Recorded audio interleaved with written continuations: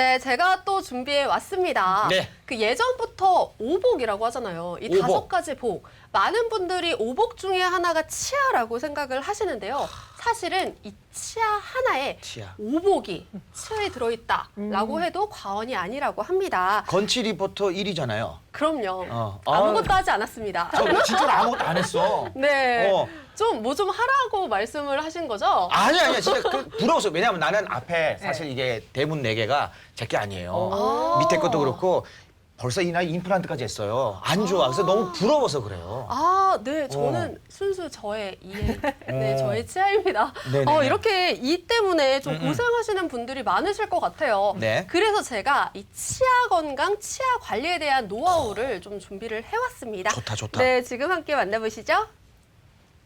최근 미디어나 광고 등을 통해 임플란트에 대한 정보가 쏟아지고 있는데요. 예전에는 비용 부담이 컸지만 요즘엔 낮아진 치료비와 보험 보장 등으로 충치 치료만큼 접근성이 커졌다고 합니다.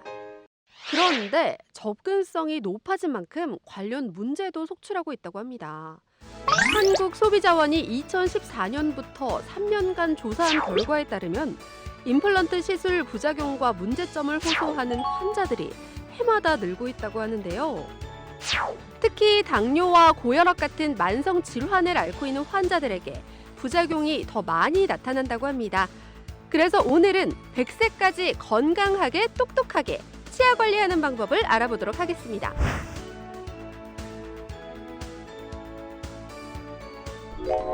먹는 행복, 씹는 즐거움, 거기에 편안한 소화까지 이 모든 것이 치아 건강에서부터 시작된다고 해도 과언이 아닐 것 같은데요. 그렇지만 당뇨, 고혈압 등 각종 만성 질환을 가지고 계신 분들은 이 치아 때문에 고민이 많으시다고 합니다.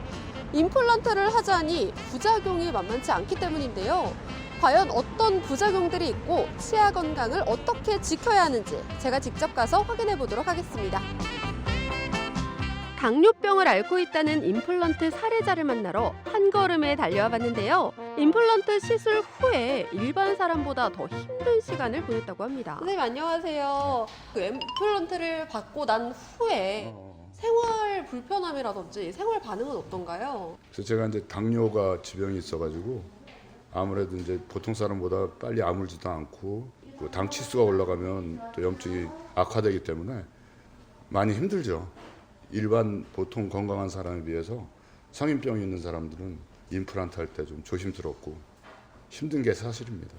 강두형 씨의 정확한 치아와 잇몸 상태를 확인하기 위해 먼저 엑스레이 촬영을 했는데요. 과연 치아가 얼마나 심각했던 걸까요? 제가 방금 환자 한 분을 뵙고 왔는데 네. 지금 그 환자분의 상태가 어떤가요? 그분은 이제 다른 쪽에서 이제 임플란트 시술을 받으셨는데 약간 당뇨라든지 그런 게 심하게 있으셔서 임플란트가 이제 실패를 하셔서 오신 상황이고요. 반대쪽 오른쪽 아래 임플란트를 하기 위해서 오셨습니다. 이런 당뇨, 고혈압, 이런 만성 질환을 가지고 계신 분들이 임플란트를 하면 좀 위험하고 부작용이 높다 이런 얘기를 제가 들었어요. 어떤가요? 그러니까 이제 당뇨랑 고혈압을 갖고 계신 분들은 아무래도 이제 면역력이 떨어지잖아요. 그래서 감염이나 이런 거에 취약할 수 있습니다. 그래서 이제 회복력이 다른 분들에 비해서 떨어지는 경우가 많거든요. 그래서 임플란트가 뼈랑 잘 안 붙는다든지 아니면 임플란트 주변에 염증이 좀 생긴다든지 그런 경우가 좀 많이 있어서 이제 최소한으로 이제 절개를 해서 시술을 하는 게 중요합니다. 사실 이런 현상은 만성 질환을 앓고 있는 분들에겐 흔히 일어나는 문제라고 합니다. 그러면 이미 부작용이 발생한 임플란트 환자의 경우에는 사후 처치를 어떻게 해야 될까요? 그 주변에 남아있는 이제 염증이라든지 이런 것들을 싹 제거를 한 후에 임플란트를 제거를 하고 다시 임플란트를 할 수 있을 때까지 기다리는 게 최선입니다. 다시 한번 임플란트 시술을 하게 된 강도형 씨. 한 번에 큰 부작용이 있었던 만큼 마음은 무겁기만 하다고 하는데요. 하지만 이런 걱정은 기우였던 걸까요? 들어가신 지 채 5분도 안 된 것 같은데 벌써 끝난 것 같아요. 대체 어떻게 이렇게 빨리 나온 거죠? 아유 고생하셨어요. 네. 생각보다 빨리 나오셨네요. 예, 좀 빨리 나왔어요. 당뇨병이 있어가지고 좀 조심스러운데 원장 선생님이 그 당뇨병에 대한 이해도도 많으시고 그 스킬이 있어서 편안하게 시술 받았습니다. 그 이유를 직접 물어보기로 했습니다. 지금 들어가신 지 얼마 안 된 것 같은데 벌써 끝났나요? 그러니까 이제 당뇨랑 고혈압을 갖고 계신 분들은 아무래도 수술 시간을 줄이는 게 정말 중요하거든요. 잇몸을 이제 많이 열고 오랜 시간 수술을 하면 할수록 이제 감염에 위험할 수 있기 때문에 수술 시간을 줄이는 게 중요하다고 생각을 합니다.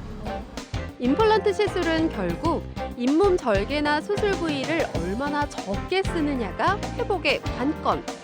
식립 부위 양옆으로 길게 자르는 절개 부위를 임플란트가 들어갈 정도로만 아주 작게 절개하는 무절개 시술법이 합병증 환자들에게 부작용을 줄여주고 있다고 합니다. 한국인 당뇨병 유병률은 14%로 2018년 기준 우리나라 당뇨병 환자가 500만 명을 넘어섰다고 합니다. 세계 발병률 1위인 당뇨, 고혈압 등 이런 만성 질환을 가지고 계신 분들은 치아 건강까지 안 좋은 이중고를 겪고 계신다고 하는데요.